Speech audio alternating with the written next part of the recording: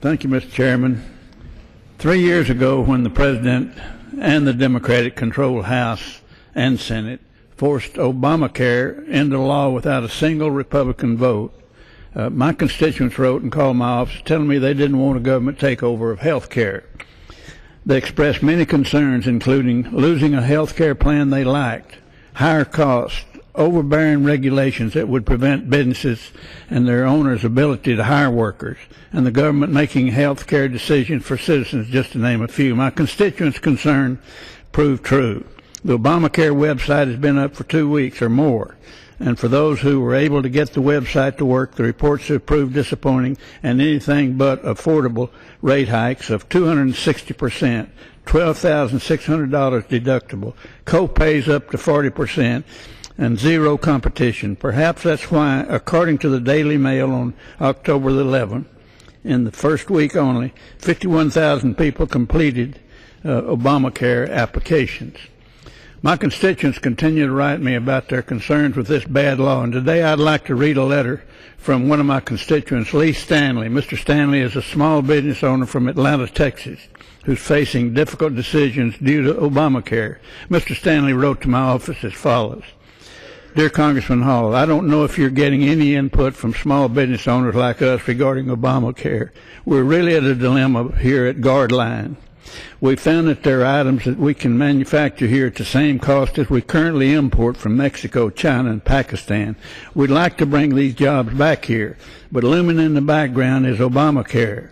We employ 85 people in our Atlanta facility. We compete in a world market with distributors on importers that maybe have 15 to 30 employees, and they fall below the 50 employees. Therefore, do not have to pay the $2,000 penalty for not providing health insurance. Our industry business model does not provide for employee benefits, as it's mostly a minimum wage industry with profit margins very low.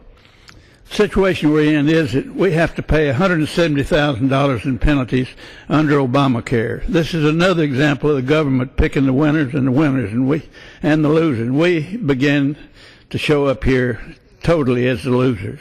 There's no way I can be competitive if I have to raise my prices to cover the $170,000. Here's my options. Don't pay the penalty.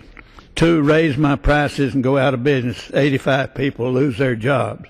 Lay off 15 to 35 employees to get under 50 in order to not pay the penalty and move more production out of this country.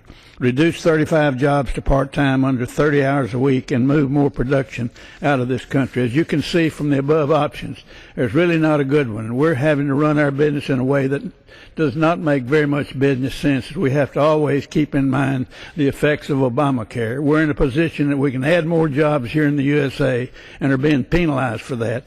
This country will never be able to completely recover with restrictions on business like that. I'm sure we're not the only employer in the situation. I don't know what we can do except express our concerns to our representatives. Mr. Speaker, on behalf of my constituents, I will continue to fight to defund as much of this bad law as possible. Obamacare remains widely, completely unpopular across the country for good reason. It's hurting jobs, hurting pocketbooks of already struggling Americans, and preventing people from making their own health care decisions. The American people deserve better. Responsible health care reform should do better, that offers true health, true jobs, financial and personal security. I yield back.